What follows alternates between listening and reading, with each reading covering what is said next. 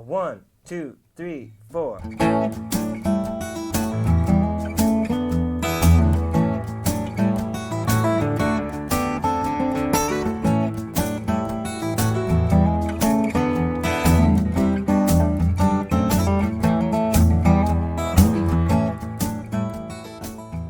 We're good? Oh, yeah, here I am. Hello. Welcome to The Exchange, and welcome to The Exchange to all of you who are watching this later online. We have done a series of storytelling evenings here in the gallery in association with some of our shows. The idea is that we, in sharing our stories with each other, we help to define the personality of this region. Who are we here? What are the things that are important to us? Tonight, the show surrounding us is In the City. It's not clear that living in a rural area in the city is actually a show that brings out a lot of storytellers. It has brought out some terrific art. We've got work by 29 people from 7 central Pennsylvania counties. They have plainly good ways of showing visually what in the city means to them. Stories, this evening may be a little short, but the stories will be good anyway. I'm going to start with where I grew up in New York City. I grew up in the Bronx, way up in the North Bronx. I was not really a city kid. My father had grown up in the South Bronx, but his mother grew up in French Canada, and his family spent all of their summers up in Quebec. So through his teenage years, my father was it was a town of a few thousand people, Lac Mégantic, Lake Mégantic, Quebec. It's right in the very corner where New Hampshire and Maine and Quebec meet. It's only a few miles from the border in either direction, but it's very French. In my father's generation, not everyone spoke English. In his mother's generation, very few did. So he spent his life mostly in the South Bronx, but his heart was really there in rural Quebec. I did not take advantage of New York City the way that I could have growing up.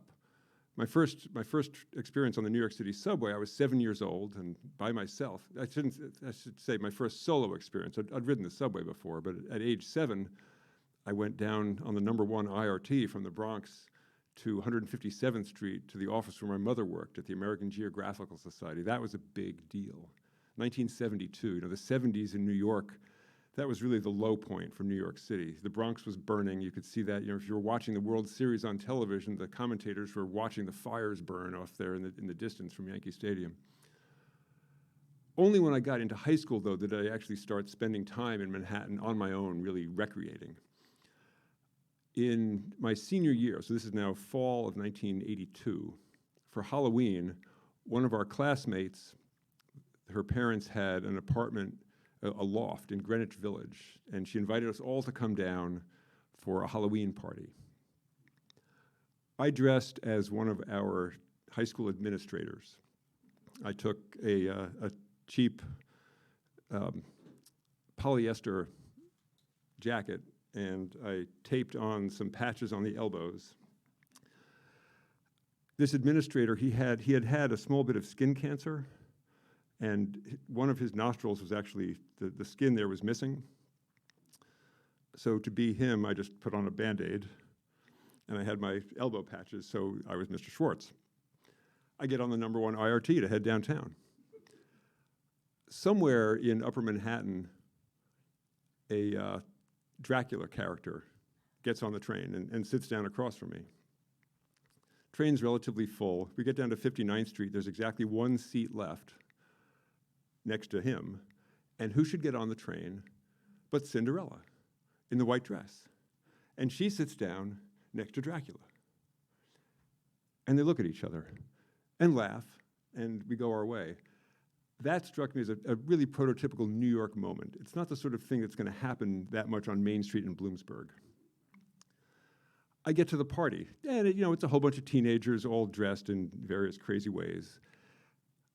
I wasn't really a party animal, so I'm sure that there was some dope somewhere in a corner and someone had alcohol. I wasn't partaking of that stuff, and I was with a group of pretty square friends sitting in the back. But at some point, there's this huge hubbub by the door, and everyone is at the door. Mick Jagger had just arrived to pick up his date. one of the high school kids, not one of my classmates, but one of my classmates' friends, was going to go out on the town with Mick. So here's the 40-ish year old rocker picking up the 18-year-old.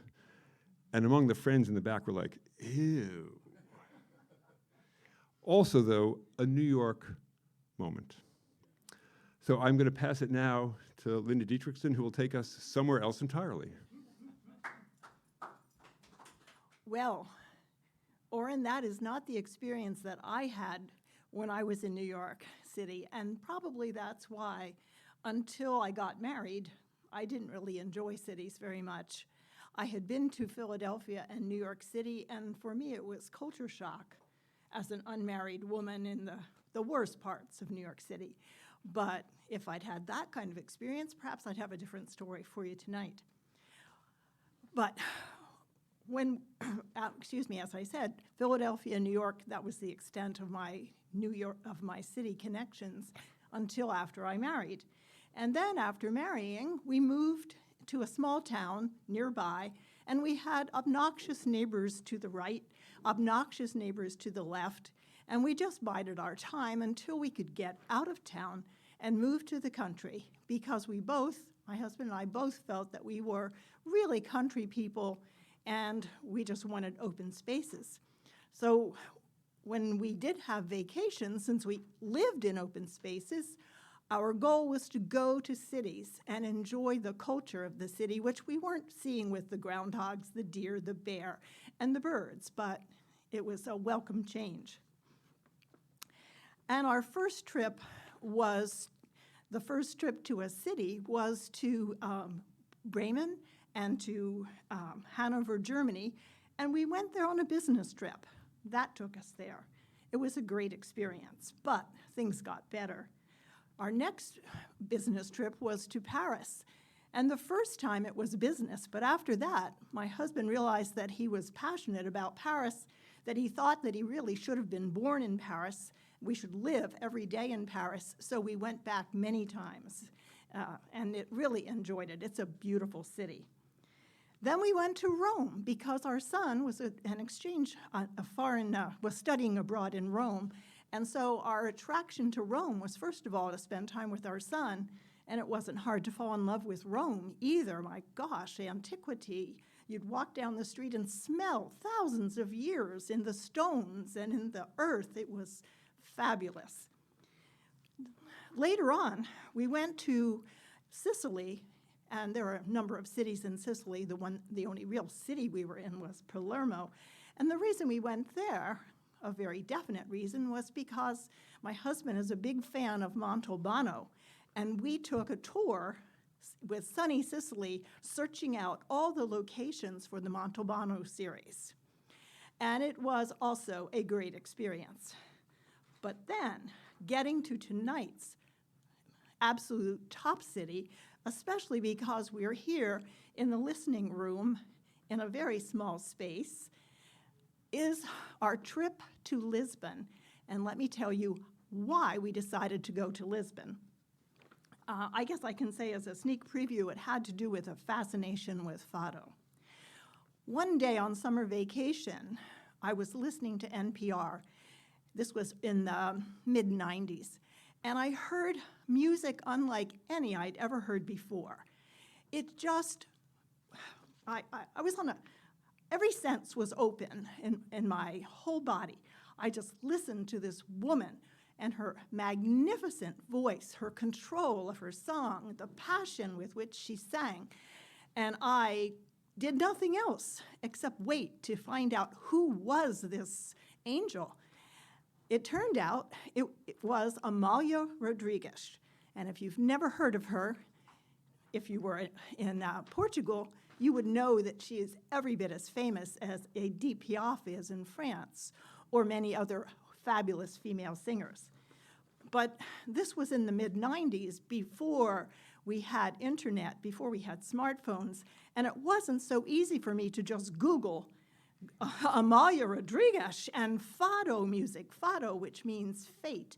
I thought, I couldn't wait for my husband to get home from work, because I said, you have got to hear this music. This is fantastic. It is just we just have to know more about this.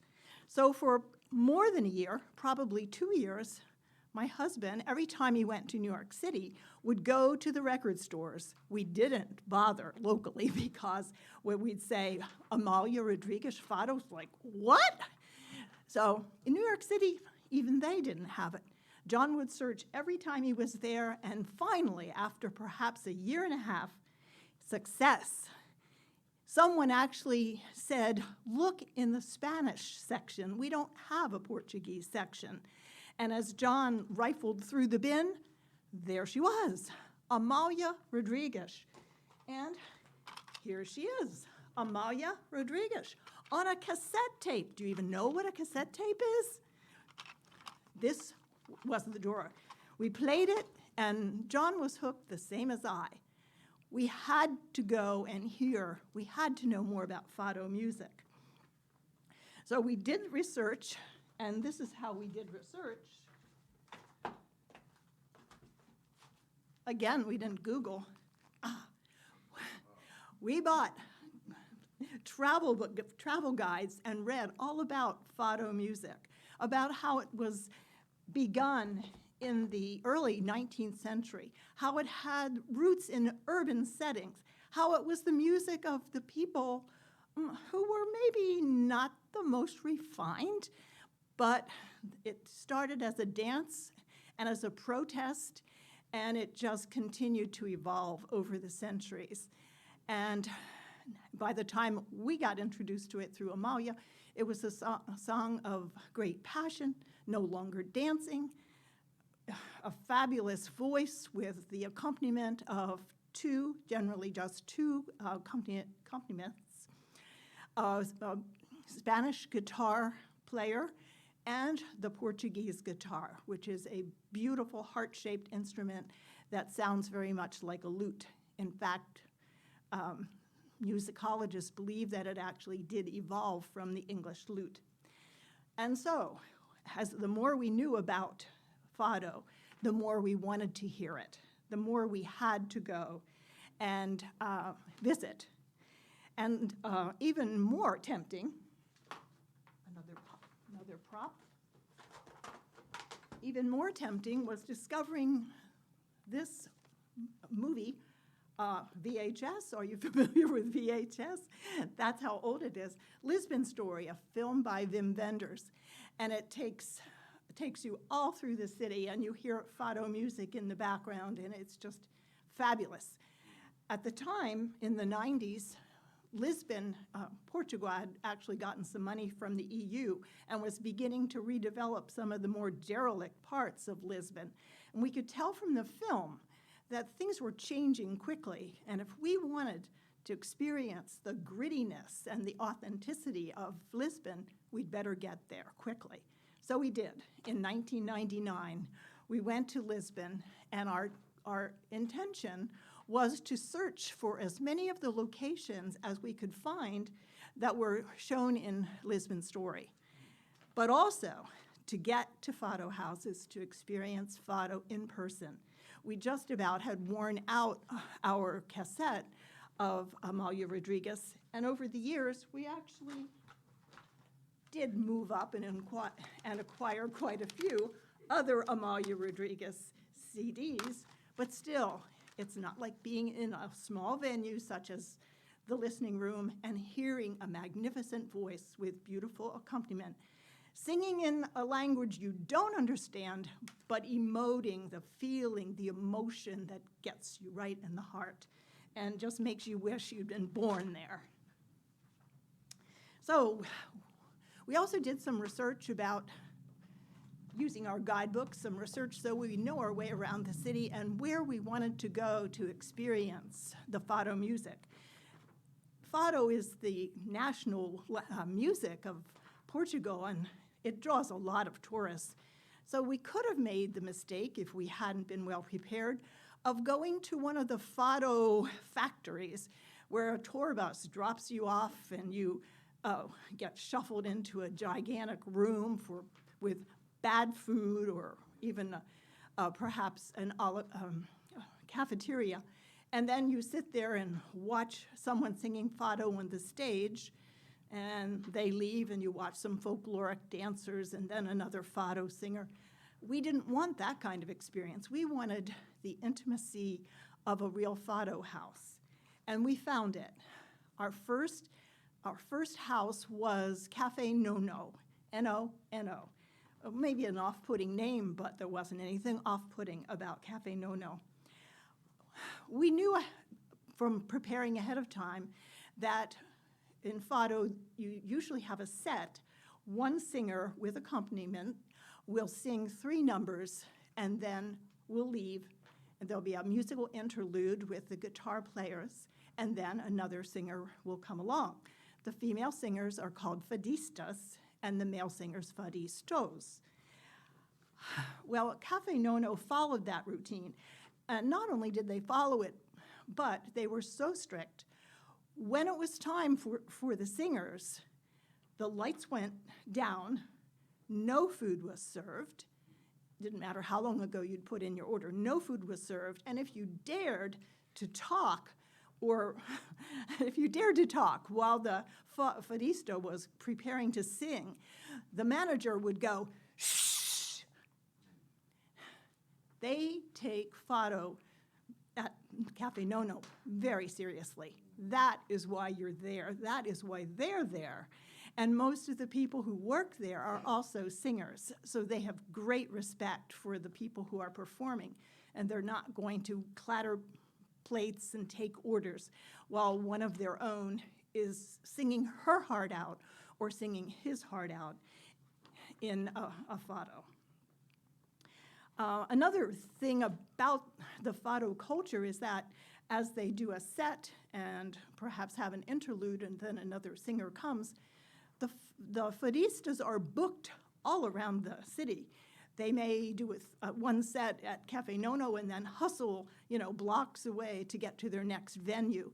So it's fun when you are outside the fado house to watch the fadistas, because they're generally dressed in a certain attire, perhaps with the women with a black shawl. At least that's the traditional format. And you'll see them hustling, maybe put on sneakers and running to get to their next venue with their music.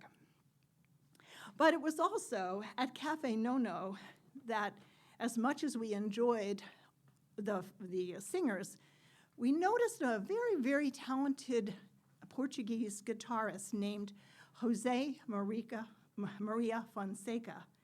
And there was nothing particularly impressive about him as a person. He was rather short and balding, looked like anyone you would see on the street.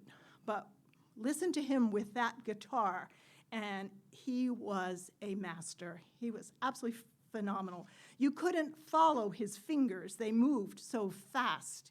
And his Portuguese guitar was just so mellow and so beautiful that it was just, was chilling.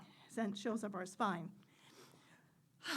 Well, we definitely were hooked on fado, and we made many more trips. And every time we went back to Lisbon, we always started with Cafe No-No. We found many other good fado houses too, but that was our launching house. And we always enjoyed listening to Jose Maria Fonseca and his partner. Well, many years later, in the 2000s, I'm not sure exactly what year, we returned again to Lisbon, and we went to Cafe No-No, and Jose Maria Fonseca wasn't there. There was some strange man playing the Portuguese guitar. I don't know, we couldn't believe it, We thought Jose was part of the furniture there.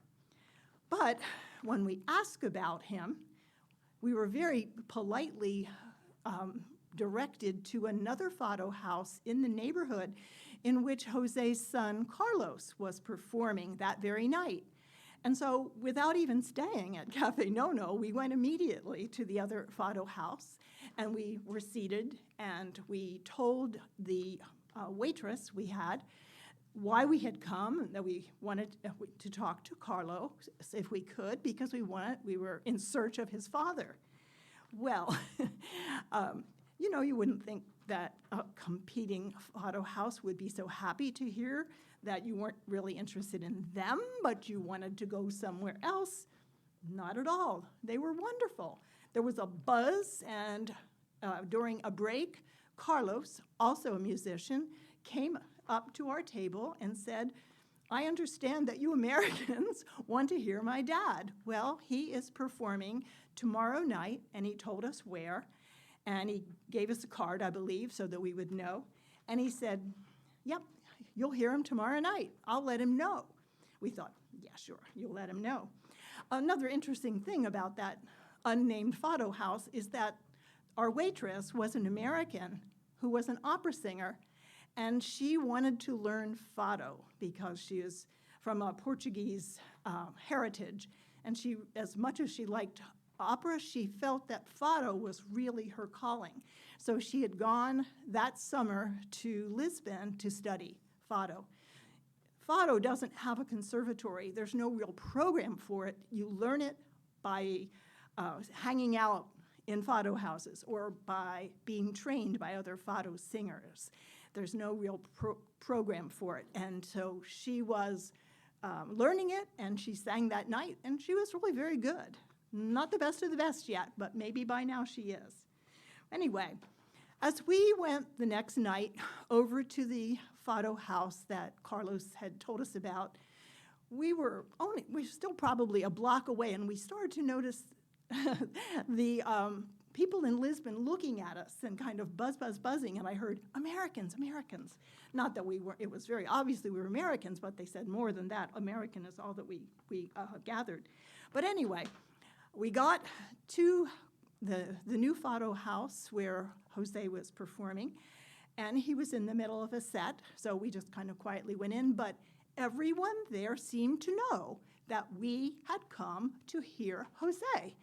And they, like quietly took us to the very back table, which is where all the fadistas and fadistas sat as they were waiting for their turn to sing, which was really the best table in the house because we had all of these fabulous musicians around us waiting for their turn.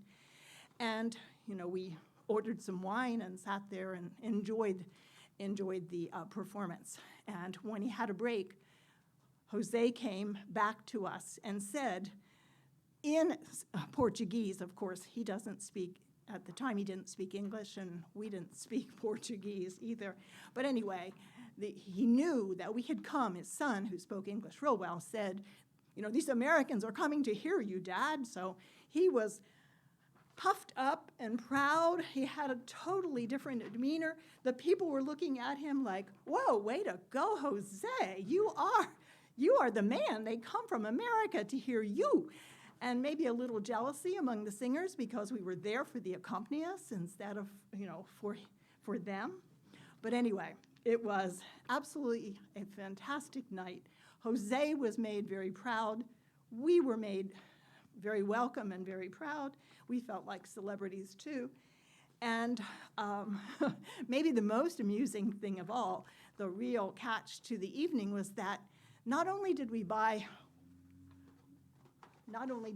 one of Jose's CDs, we bought a CD from everyone who performed that night, which might explain, and we are kind of easy touches because this all are wonderful memories, but it might explain why now, years later, we have 30 books about Fado and Portugal.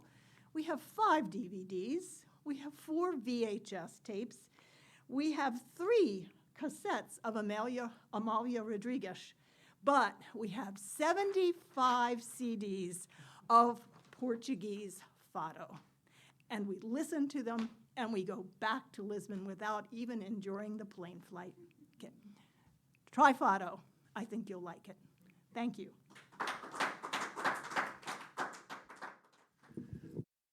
Well, that was just a wonderful trip to Europe. You took us there without the plane ride, too, so thank you very much.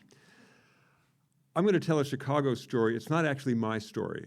So this is from a friend of mine named Kevin Keefe, who grew up in Niles, Michigan. Kevin, at this point, is about 70. So this story goes back to about 1970 when he was in high school. he was involved in all of the musicals that they did. He was in the band, he was in the musicals, and one of the music teachers in Niles he was one of these teachers, one of the really cool teachers who really got the kids involved, who really got them passionate about music, and he introduced them and wanted to have them experience music as much as possible. One day, the teacher takes Kevin and 3 of his friends, and they get into a Volkswagen, and they drive to Chicago. It's at least a couple hours away. They're headed to the south side, to a part of town that in 1970, not a lot of white people went to. And they're headed for this little club in a basement, the name of which I wish I could remember. They are there, they're going to go see Junior Wells play. They pull up in front of this little club. They get out, they get up to the door, and the woman who runs the club, she's like, "Who are you?" "Well, we're here to see the band." "These kids are underage. I'm not letting them in. I'm not getting in trouble." The kids are just, they're standing there. The teacher is having this interchange with the woman. As this interchange is going on, a man in this bright pink day-glow suit comes striding up. "What's the problem here?" And she explains what's going on, and the guy's like, "You let them in. You sit them right in the front." And he goes inside, and one of Kevin's friends turns to Kevin. He says, "Who's that guy?" And Kevin says, "That's fucking Junior Wells." So in they go. The woman who runs the place, she's not happy about this. She says, "You can be here for the first set, and then you got to get out of here." But she sits them right up front. And they watch Junior Wells play and just blow the doors off the place. And an hour later, they get back in the car and they drive back to Niles, Michigan, having had an experience unlike they would ever have had anywhere else, and that unlike anything they've ever had ever since. Kevin emailed me that story a couple of years ago. I've been telling it ever since. I just wish I'd been there. So now we have Ed Libeck to take us over oceans. This has to do with the beginnings in New York. I was searching for old wills and birth certificates and death certificates in the tombs of the City Hall and other places in New York. And this had to do with a restitution case I was working on in a place called Suhl, which was in Thuringia, which is in the eastern part, or newly reunified Germany.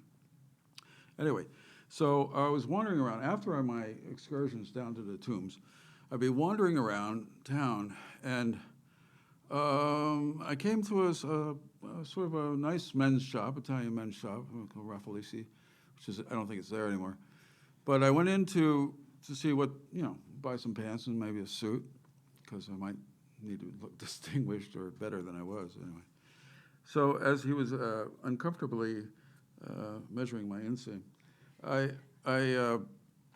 he asked me what I was doing, and I said, "Well, I'm doing a little restitution work, to recover assets from properties that were seized from the owners, like either Jewish families or Masons or whatever during the Nazi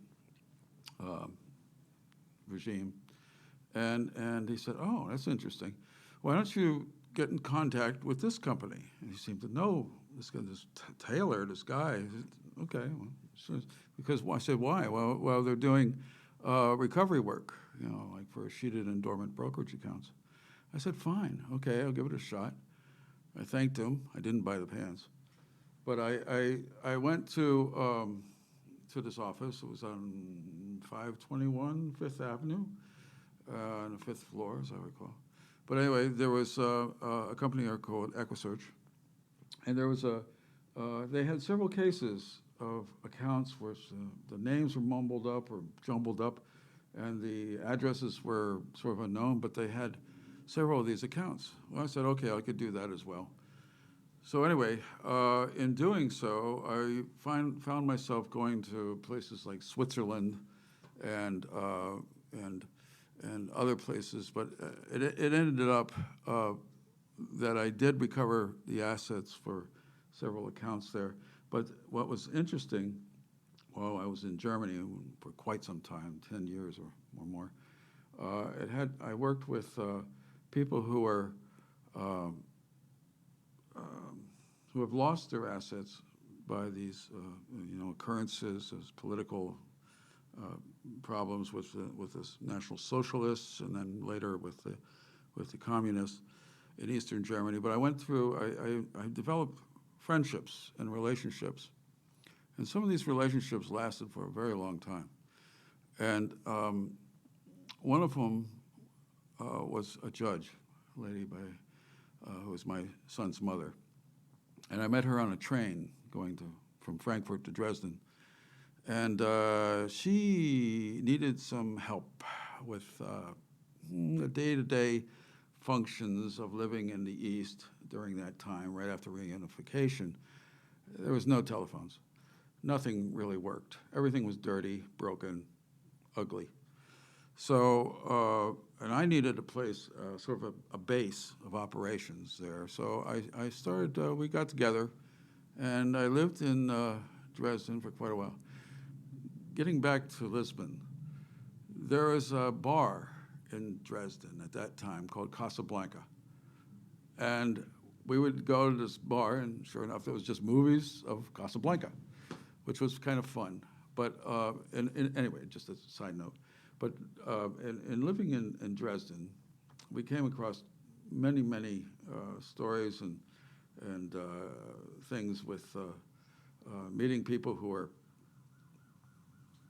had hard times, were wondering what they were going to do after. It was such a chaotic state after the reunification.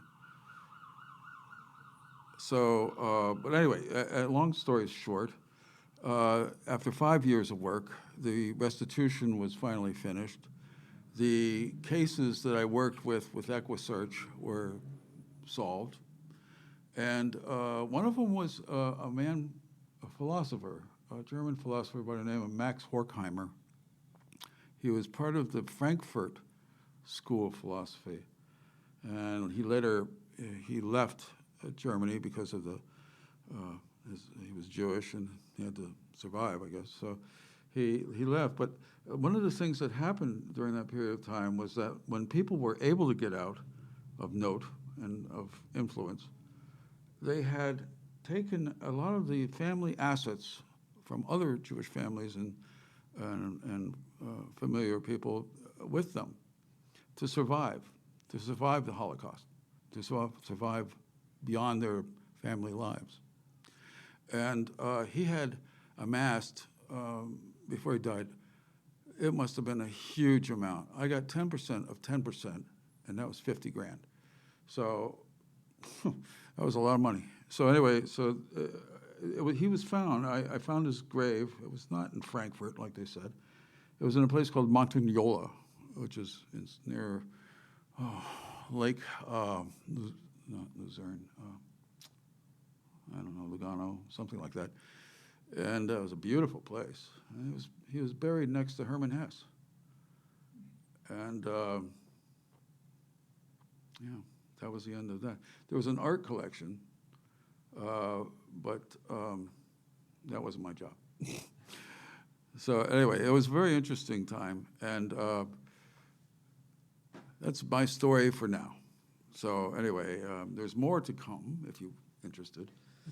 And I seem to be full of these things. I mean, I lived in China, I lived in Germany, I lived in Japan, and there's a lot of stories in there somewhere, rattling around in my brain.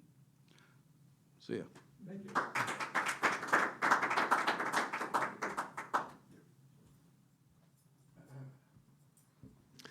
Thank you, Ed. One of the things that we specialize in here at The Exchange is giving an opportunity for people who may never have realized that they had a story to tell that other people would be interested in to tell it. So we want to hear from you too. When you have a story on some topic, maybe it doesn't have anything to do with one of our shows, but bring it along. Tell us what you would like to do. We've got a spot right here on the X for you to stand and a microphone for you. I'm going to end this evening with a public service announcement for Transportation Alternatives. It's a nonprofit in New York City that's been going for decades. they are not single-handedly, but they are in many ways largely responsible for turning New York City into a bike-friendly city. They have been doing the hard work of talking to legislators and getting members and having events. The bike lanes that exist in now the 5 boroughs are the work that Transportation Alternatives has done. The fact that you can take your bicycle on the subway is because of Transportation Alternatives. When I was a boy, if I had tried to take a bike on a subway, I at least would have been arrested and possibly shot. Now you can do it. You can bring your bike on the bus. For many years, Transportation Alternatives' major event was called the New York City Century Bike Ride. They would lay out a 100-mile route around the city. And on a September Sunday, they would host a hugely well-supported ride. So every 15 miles along the way, there'd be a stop with food and a bike repair person if you needed it. And of course, New York City tap water, which is the best in the world, and you could refill your water bottles. In 2007, just really only about 5 weeks before the Century Ride, a friend of mine who had also grown up in New York City called me up. He said, let's do the Century. He'd already done it a few times.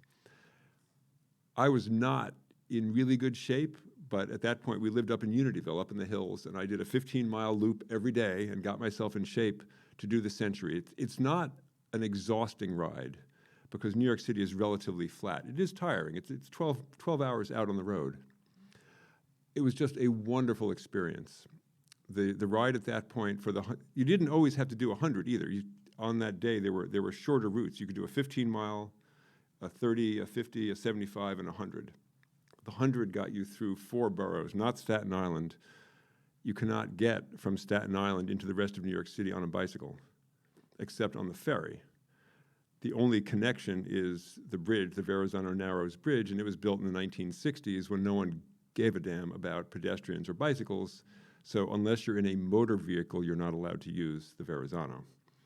But you see the other 4 boroughs, and the route, it would start at the top end of Central Park. If you were doing the 100-mile, you left at 6 o'clock in the morning. So we would stay in my friend's parents' apartment at 72nd and West End Avenue, get up at some ungodly hour of the morning, cram some bagels into us, ride up Central Park West to the top of the park. At 6 o'clock, they would turn us loose. The route then went down the west side of Manhattan, all the way almost to the bottom. It would cross over near City Hall, and right at sunrise, we'd be going across the Brooklyn Bridge. Of course, we'd stop and take some pictures, and it was just gorgeous. The route would then wind around, down around Brooklyn, out Coney Island, and then out into Queens along the waterfront. And we'd end up in the Rockaways. I shouldn't say end up. At this point, it's still only 10 o'clock in the morning, but we'd be out at the Rockaways on the beach. And we'd leave the bike and we'd walk out into the surf. Then we would do Queens, and more Queens, and more Queens, and more Queens. Queens is vast. But when you first turn north from the ocean and head up into Queens, you go up and over part of Jamaica Bay on one of the bridges, and there in the distance is Manhattan, from a completely different viewpoint than I'd ever seen it. And you can really get a sense of how big Manhattan is, because over there is where the Trade Center had been. For the first year I did this was in 2007, so the Trade Center was already gone. The Empire State Building's way over there. You get some sense of, Manhattan is a long island. So we would do Queens and Queens and Queens and Queens, eventually get to the Triborough Bridge. Now it's called the RFK Bridge. Officially, the Robert F. Kennedy, no one calls it that. It's the Triborough Bridge. We would go across that, and then a loop around the Bronx, and then back down to Central Park. We'd be back at Central Park 5:30 in the afternoon, and there'd be ice cream and T-shirts and all the rest. I did the whole 100-mile ride 3 or 4 times. A couple of times I brought our son when he was 10, 11, 12 years old. We did not do the whole thing. The first year, though, we did the 55-miler. And the next year, we did the 80-mile ride. So we skipped the Bronx. But when you come across the Triborough, you now come down onto Ward's Island. You go down a little ways on Ward's Island, and then there's a pedestrian bridge that gets you across the Harlem River into Manhattan. And it's a humpback bridge. So a lot of riders on the Century. Even it attracts a lot of people who are obviously not professional bicycle riders. And that bridge is enough of a climb that a lot of people get off their bikes and walk across. Well, with Jem at age 11 or so, and at this point he was still on, I guess it would have been his second bicycle, probably a 3-speed. And we come around Ward's Island, and there's the bridge, and he just rides right up and over. And a couple miles later, we're back at the end of the ride at the top of Central Park. And some guy comes over to him, and he says, "Hey, kid, did I just see you ride across the bridge there at Randall's Island?" And Jem's like, "Yeah." And the guy goes, "Way to go, kid. Good work." That was one of just the great moments. The reason, aside from a moment like that, the reason that I enjoyed the Century rides so much is that every year they would adjust the route a little bit. So if there was a new bike lane in some borough, they would push the route over there.